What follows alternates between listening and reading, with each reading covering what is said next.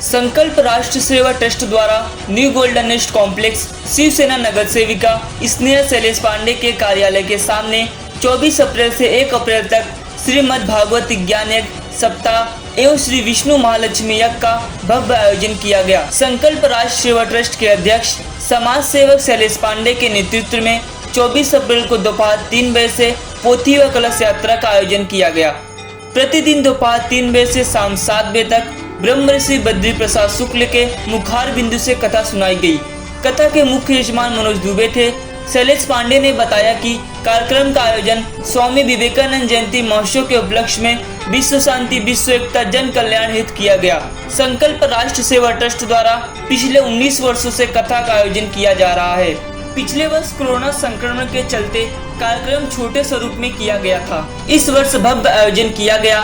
1 मई महाराष्ट्र दिवस के उपलक्ष्य में सुबह 10 बजे से दोपहर 2 बजे तक श्री विष्णु महालक्ष्मी यज्ञ एवं महाप्रसाद का भी आयोजन किया गया। साथ ही सुबह 10 बजे से दोपहर 2 बजे तक रक्तदान शिविर एवं मुफ्त आरोग्य चिकित्सक शिविर एवं कोविड के दौरान बेरोजगार हुए लोगों के लिए रोजगार शिविर का भी आयोजन किया गया, जिसका सैकड़ों नागरिकों ने लाभ उठाया। साथ ही धार्मिक एवं संस्कृत प्रतियोगिता का आयोजन कथा के उपरांत रात्रि 8 बजे से बच्चों के लिए किया गया एवं उसका पुरस्कार वितरण भी किया गया। कथा के दौरान विशेष रूप से श्री राम जन्मोत्सव, श्री कृष्ण जन्मोत्सव, गोवर्धन पूजन, श्री कृष्ण रुक्मणी विवाह, श्री कृष्ण सुदामा मिलन की झांकियां प्रस्तुत की गई। श्रीमद् भागवत कथा का उद्घाटन शिवसेना के राष्ट्रीय संगठक अशोक तिवारी एवं दीप प्रज्वलन पद्मश्री ब्रह्मदेव पंडित के शुभ हस्तों से किया गया। प्रमुख अतिथि के रूप में श्री सुनील प्रभु, शिवसेना महाराष्ट्र विधानसभा सांसद राजन बिचारे, विधायक गीता जैन, पूर्व राज्य मंत्री अमरजीत मिश्रा, पूर्व राज्य मंत्री डॉक्टर अहमद राणा, पूर्व विधायक गिलबत मंडोसा, Shri Lallan Tiwari, chairman Raut group of school and college, Shivsena राष्ट्रीय संगठक विनोद सिंह, विरोधी पक्ष नेता धनेश पाटिल, सभापति महिला बाल कल्याण श्रीमती मीरा देवी यादव, वरिष्ठ नगर सेवक मदन सिंह, शिवसेना उप जिला प्रमुख शंकर वीरकर, धनेश पाटिल, नगर सेवक विक्रम सिंह, विधानसभा प्रमुख मीरा भाईंदर, नगर सेविका तारा घरत, नगर सेवक जयंतीलाल पाटिल, नगर सेविका कुसुम संतोष गुप्ता, समाज सेविका पूजा हरिश्चंद आमगांवकर, शिव प्रकाश बुदेका, पूर्व नगर सेवक, समाज सेवक संतोष गुप्ता, समाज सेविका आकांक्षा वीरकर, आयोजक शैलेश पांडे, नगर सेविका स्नेहा शैलेश पांडे ने एवं सभी भक्तों एवं नागरिकों का आभार व्यक्त किया। नमस्कार।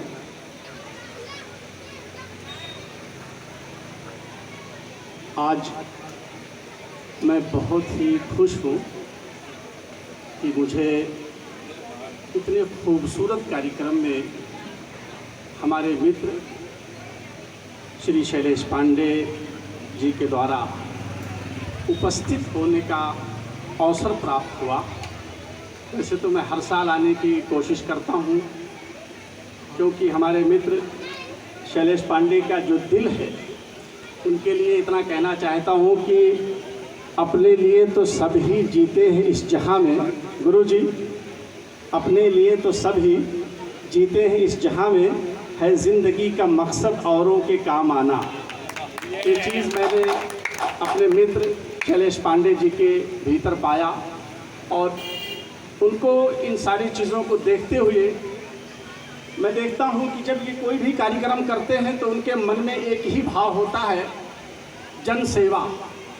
एक रोज़ मैंने इनसे पूछा, शैलेश जी, आप हर तरह से, हर एतबार से लोगों को जब कुछ कहना चाहते हैं, करना चाहते हैं, उसमें जन सेवा का क्या मतलब हुआ करता है? तो उन्होंने बड़े प्यार से मुझसे कहा, डॉक्टर अहमद राणा, जन सेवा ही धर्म सेवा है, जन सेवा ही राष्ट्र सेवा है, और जन सेवा ही इंसानियत की सेवा है।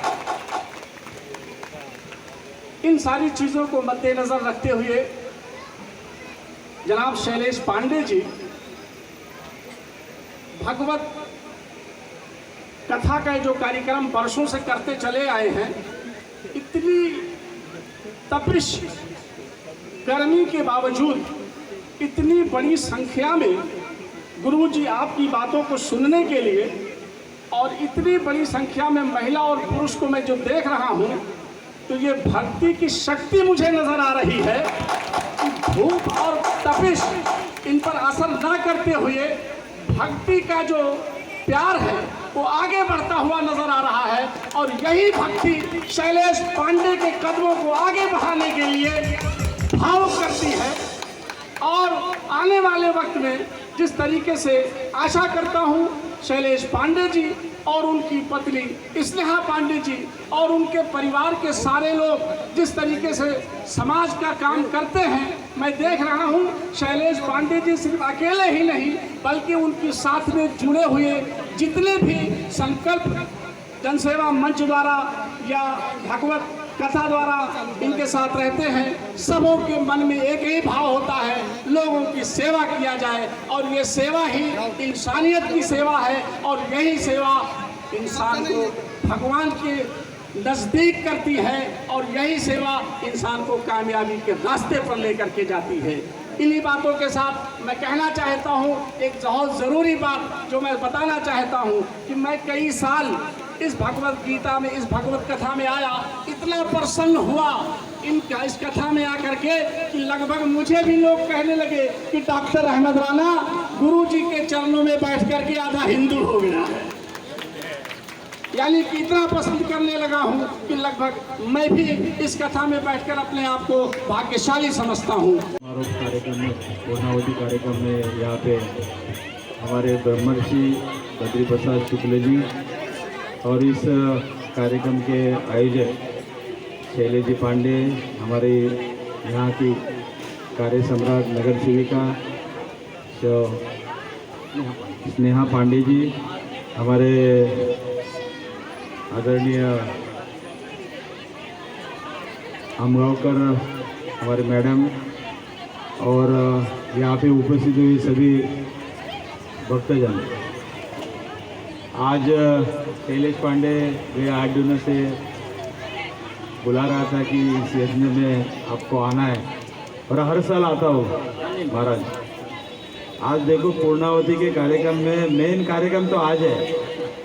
आज पूर्णावती का फल मेरे ख्याल से आप महापुरुष है, मौके में ही पहुंचते हैं ना।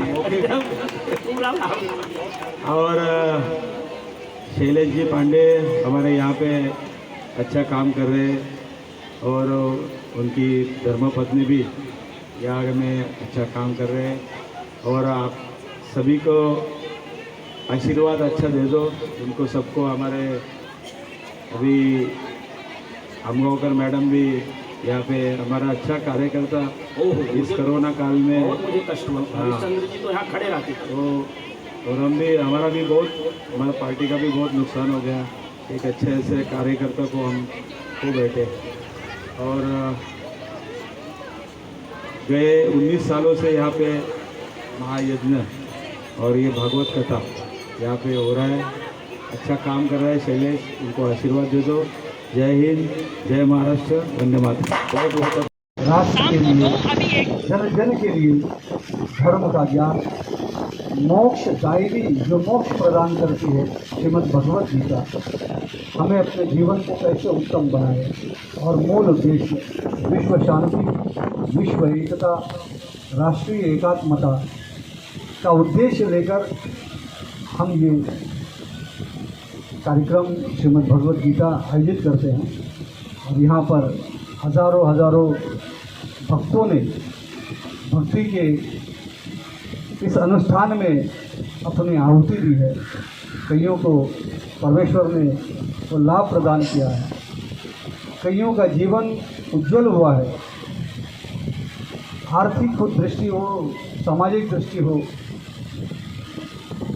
पारिवारिक दृष्टि हो, हर दृष्टिकोण से केवल भगवत गीता जी का अपना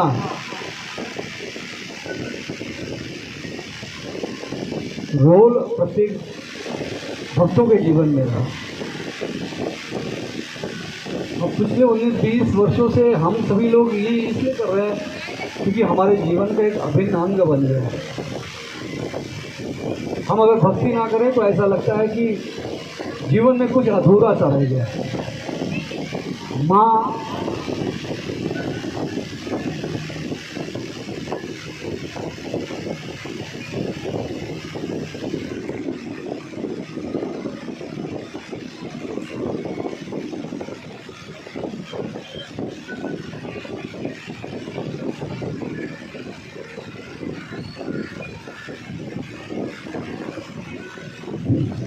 बातचीत कोई नहीं करें। श्री भागवत भगवान जी को चरण स्पर्श करते हुए व्यासपीठ पर उपस्थित ब्रह्मर्षि गुरु जी को नमन करते हुए, सारे संगीत के स्टाफ को नमन करते हुए, मंच पर उपस्थित हमारे शिवसेना के राष्ट्रीय संगठक माननीय श्री अशोक तिवारी जी हैं,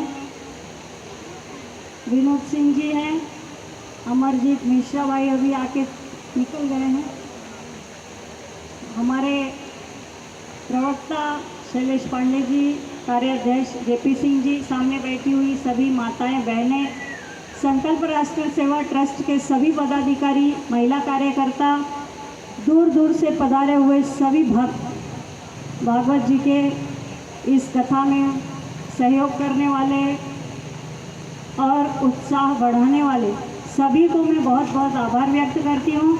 दूर दूर से आई हुई माताएं बहनें इतनी गर्मी में इतनी देर से बैठी रहती हैं और रात को 8 बज जाता है।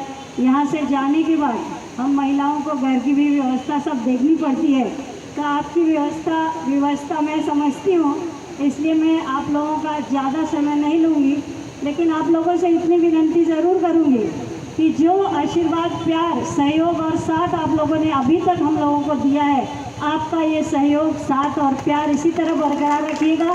इन्हीं शब्दों के साथ मैं अपने शब्दों को विराम देती हूँ। भागवत भगवान की जय। 5वां दिन, बताइए, मुझे अभी चौथा ही लग रहा था। 5 दिन कैसे बीत गया कुछ पता ही नहीं चल रहा है। हेलो, एक दिन बढ़ाने की बात कर रहे हैं आप। मेरा बस चले तो मैं 365 दिन कथा करा, क्योंकि यही भागवत भक्ति है, यही सत्संग है जिसके कारण कलयुग का घोर प्रकोप होने के बावजूद भी आज ज़्यादातर लोग सद्मार्ग पर काम कर रहे हैं, खुद का भला कर रहे हैं, परिवार का भला कर रहे हैं, समाज का भला कर रहे हैं और देश का भी भला कर रहे हैं। वरना समाज में जो लोग धर्म या धार्मिक नहीं है, उनकी क्या अवस्था है हम सब समाज में अच्छी तरह से देखते हैं। धर्म ही है जो हमको सच्चा राह दिखाता है, और भक्ति ही है जो हमारा उपकार करके हमको परोपकार सिखाता है। और यही परोपकार की भावना लेकर संकल्प राष्ट्र सेवा ट्रस्ट पिछले 20 वर्षों से इस समाज सेवा में सतत कार्यरत है। मैं कुछ सूचना देने के लिए यहाँ पर उपस्थित हुआ हूँ। मैं सबसे पहले तो आप लोगों का बहुत बहुत हृदय से धन्यवाद व्यक्त करता हूँ कि जो कि इतनी गर्मी में भी पसीना निकल रहा है, पूरी व्यवस्था भी ठीक से नहीं है, और हमको भी नहीं लगा था कि अपनी समिति को भी ऐसा नहीं लगा था कि इतनी गर्मी इस वर्ष इतनी भयावह रूप लेगी। 2 चीज़ की गर्मी की छुट्टी पड़ी, स्कूलों बच्चों की छुट्टी पड़े, इसके बावजूद भी बहुत सारे लोग गाँव गए, उसके बावजूद भी आप इतनी बड़ी संख्या में भक्त यहाँ पधारे, इसलिए मैं आप सभी का हृदय से बहुत बहुत धन्यवाद व्यक्त करता हूँ। और आप इतनी गर्मी बर्दाश्त करते हुए कथा कह रहे हैं, इसके लिए भी मैं आप लोगों का धन्यवाद व्यक्त करता हूँ।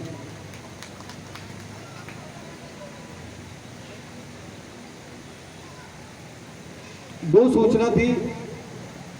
एक तो इस वर्ष एक नया उपक्रम हम शुरू कर रहे हैं। कथा के आखिरी दिन, कोविड 2.5 सालों से चल रहा है, भगवान की, गुरु जी की एक तरह से हम बोले तो उनका आशीर्वाद रहा, जिसके कारण ये भागवत हो पा रही है। वरना आने वाले समय में न्यूज़ चैनल के माध्यम से फिर से सुनाई दे पड़ रहा है कि चाइना में कोरोना फिर से आ गया है, लॉकडाउन लग गया है, हांगकांग में लग गया है, देश के 5 राज्यों में भी अलर्ट घोषित किया गया है। हम सभी लोग इस भागवत कथा के माध्यम से सामूहिक तौर से ये परमेश्वर से प्रार्थना करेंगे कि अब कोरोना का वो रूप जो पिछले बार हमने फेज़ 1 फेज़ 2 में देखा है, इस बार ऐसा नहीं आए कि हमको अपनों को कईयों को खोना पड़े, कईयों को हॉस्पिटल जाना पड़े, कईयों को अलग अलग तरह की तकलीफ हो, या किसी भी गरीब को, किसी भी व्यक्ति को, किसी भी आम आदमी को तकलीफ हो, तकलीफ ना हो। इसके लिए हम लोग एक सामूहिक प्रार्थना करें परमेश्वर से कि सबकी तकलीफ दूर हो। और 2.5 सालों के कोरोना में हमने ये देखा है कि बहुत सारे लोगों का नौकरी छूट गई, छोटे व्यवसाय थे वो व्यवसाय बंद हो गए। मैं तो उद्योग के कई एसोसिएशन से जुड़ा हुआ हूँ, तो मुझे पता चलता है कि कितनी फैक्ट्रियाँ इस बार बंद हुई हैं, कितने लोग बेरोजगार हुए हैं। सरकार के भी कुछ आंकड़े हैं, वो भी आप लोगों को न्यूज़ चैनल न्यूज़ के माध्यम से पता चलता हो। गुरुजी, किसी भी परिवार का, पहले तो हमारा जो परिवार होता है वो संयुक्त परिवार होता है। 1-2 लोग कमाते हैं, 8-10-15 लोगों का घर चलता है। अभी तो थोड़ा थोड़ा परिवार की संख्या भी हमारी कम होने लग गई है। परिवार में 5 लोग 6 हैं, एक ही व्यक्ति कमाने वाला है, एक ही व्यक्ति वो पूरे घर को चलाता है, और महंगाई बढ़ रही है। इस कोरोना के कारण जो फैक्ट्रियां बंद हुई, जो बेरोजगारी बढ़ी है, उसमें अगर उस परिवार का एक व्यक्ति बेरोजगार होता है तो वो पूरा परिवार पर वो तकलीफ आती है।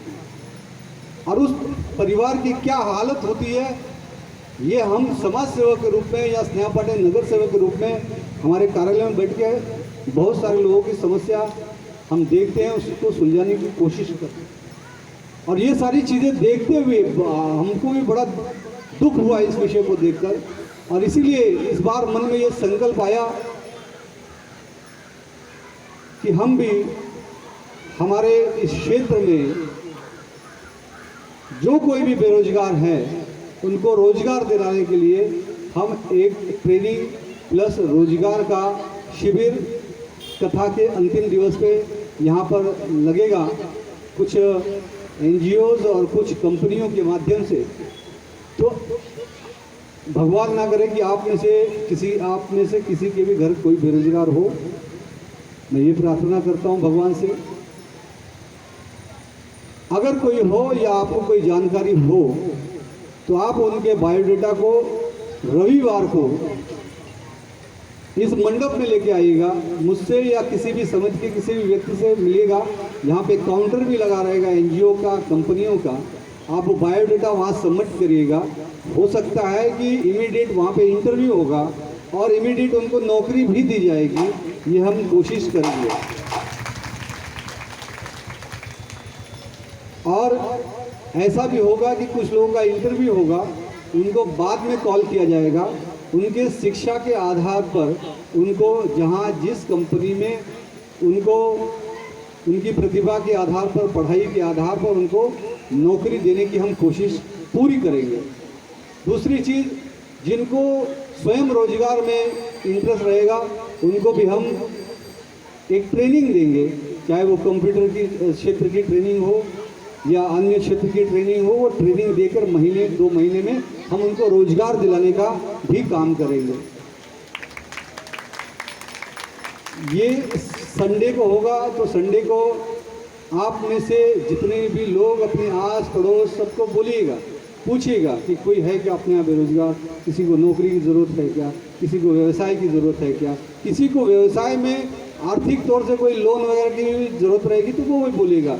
वो भी हम बैंकों के माध्यम से वो भी हम उनको अवेलेबल कराएंगे। कोई भी डॉक्यूमेंटेशन का काम रहेगा तो वो भी हम करके देंगे।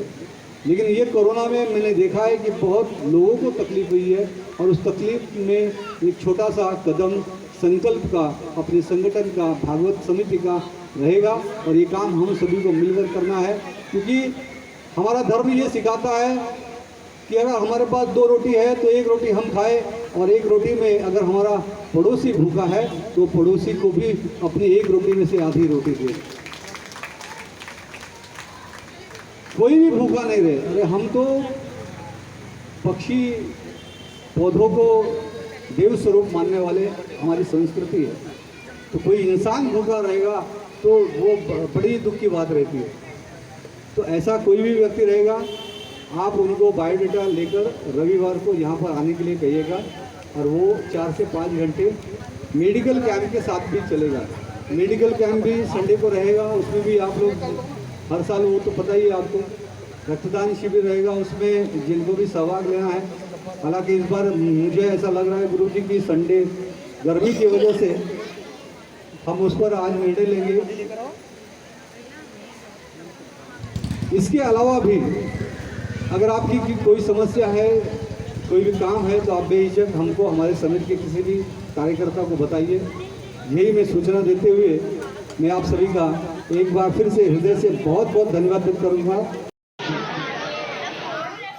आज यहाँ पर संकल्प राष्ट्र सेवा ट्रस्ट, जिसके अध्यक्ष हमारे मित्र भाई शैलेश पांडे जी हैं, और यहाँ पर जो भगवत कथा हो रही है, भगवत कथाचार्य पंडित मंत्री प्रसाद शुक्ला जी, मैं जानता हूँ कि शैलेश जी, उनके संकल्प ट्रस्ट द्वारा ये कथा पिछले 19 सालों से लगातार की जा रही है, और शैलेश पांडे जी और हम लोग शुरू से साथ में हैं। उनके द्वारा शुरू किया हुआ हर प्रकल्प, चाहे वो गणपति की पूजा हो, स्वास्थ्य का कार्यक्रम हो, पिछले 19-20 सालों से लगातार करते आ रहे हैं। आज यहाँ पर उन्होंने मुझे भगवत गीता और भगवा दुपट्टा पहनाकर जो स्वागत किया, भगवत गीता जिसका मुख्य कई श्लोक हैं, लेकिन इसमें जो मुख्य उनका यह है कि कर्मण्येवाधिकारेषु मा फलेषु कदाचन। उसी तरह शैलेश पांडे जी का जो कर्म है, वो निरंतर राष्ट्र सेवा, देश सेवा और लोगों की सेवा करते आ रहे हैं। तो मैं उनको बहुत बहुत बधाई देता हूँ, धन्यवाद देता हूँ। उनके साथ जो उनकी पूरी टीम है, विनोद तिवारी जी, जेपी सिंह जी, विपिन झा जी, अनिता पंचाल जी, ज्योत्सना जी, बाबूलाल शर्मा जी, और सभी, सबसे ज़्यादा बधाई तो मैं आप सभी भक्तगण और माता बहनों को देता हूँ कि जो एक कथा का कार्यक्रम है, आप लोगों के कारण ही शोभायमान होता है। जैसे गुरु जी कहते हैं, भगवान भक्त के अधीन होता है, जब जहाँ भक्त रहेंगे वहीं भगवान आएंगे। तो आप सभी लोगों को आज के दिन की बहुत बहुत बधाई। इसमें गहराई है, चेतना है, अभिव्यक्ति है, कर्मठता है, सुयोग्यता है। सबसे बड़ी बात है कि एक नेता ही नहीं, उससे कई गुना अच्छा इंसान है, जो हर माँ अपने बेटे के रूप में देखती है, हर बहन अपने भाई के रूप में देखती है। एक युवा और तड़पदार नेता जिसमें लड़ने और संघर्ष करने की क्षमता है, उनको तो पहले मैं पूरा इस संस्था से लेके पूरा मीरा भेंकर की तरफ से इनको बधाई देता हूँ। इनकी धर्मपत्नी स्नेहा पांडे, एक ही बार इनके पास एक काम लेके गया था। मैं बोला बेटा एक काम कर दो, बोली अंकल एक नहीं, जितना काम आप लेके आओ कर दूंगा। दिल को छू गया, इसलिए आज आप लोग के साथ में बांट रहा हूँ। दोस्तों, जब हम लोग यहाँ पर आए तो यहाँ के लोग हम लोग को पसंद नहीं करते थे, कहते थे परदेशी। हताश नहीं हुए, टूटे नहीं, रुके नहीं, इनके साथ कंधे से कंधा मिलाया, कदम से कदम मिलाया, ये हमसे प्यार करने लगे। तो जानते हैं अब क्या बोलते हैं, परदेसी परदेसी जाना नहीं हमें छोड़ के। मैं आ रहा था तो एक दोस्त बोले ऐसे आयोजनों की क्या जरूरत होती है। उसको मैं बोला कि जब रविंद्रनाथ टैगोर के जय हे के जगह पढ़ने लगे तो ऐसे आयोजनों की जरूरत पड़ती है। दोस्तों, आज हम लोगों को अपने धर्म, अपनी आस्था, जो दुनिया की सबसे सनातन परंपरा है, जो एक एक शब्द का अर्थ हम जानते हैं, उसको लगाते हैं। आपको बता दूं, दुनिया में एक भारत ही देश है जिसे माता शब्द से संबोधित किया जाता है। सिर्फ एक ही देश है दुनिया में जिसका माता के नाम से संबोधित किया जाता है। उसका कारण क्या है, आज आप लोग जान लीजिए। एक बच्चे को परवरिश में 5 माँ की जरूरत होती है। एक माँ वो होती है जो अपने शरीर से हमको जनती है, हमको पैदा करती है। जब उसके दूध से हमारा पेट नहीं भरता है तो उसी के स्तर का दूध देके गाय हमारे शरीर का रक्षा करती है, इसलिए गाय को भी माता कहते हैं। जब उससे भी पेट नहीं भरता है तो धरती अपने अनाज रूपी रूप से हमारे शरीर का सृजन करती है, इसलिए धरती को भी माता कहते हैं। व्यक्तित्व का विकास राष्ट्र में होता है, इसलिए राष्ट्र को भी माता कहते हैं। और हमारे धर्म के हिसाब से हमारा जब अंत होता है तो एक माँ में समाहित हमको किया जाता है, इसलिए गंगा को भी माता कहते हैं। वो विदेश के लोग क्या जाने, पैदा हुए माँ दूसरी शादी की, बाप दूसरी शादी किया, लड़का बोर्डिंग में पढ़ा, वो माँ का अर्थ क्या जानता है।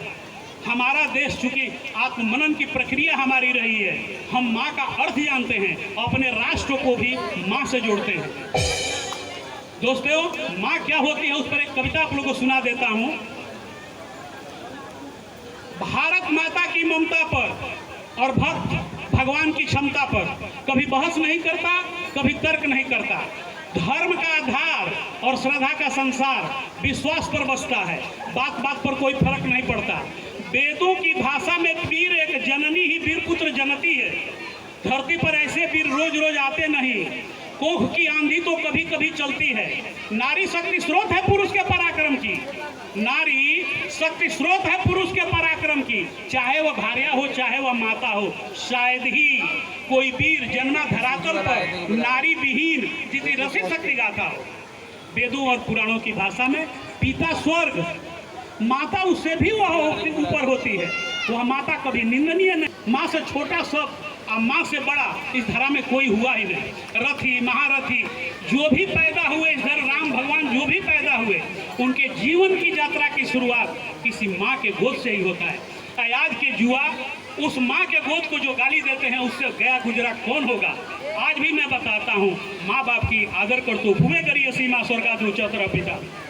माँ पृथ्वी से भी बड़ी होती है, बाप स्वर्ग से भी बड़ा होता है।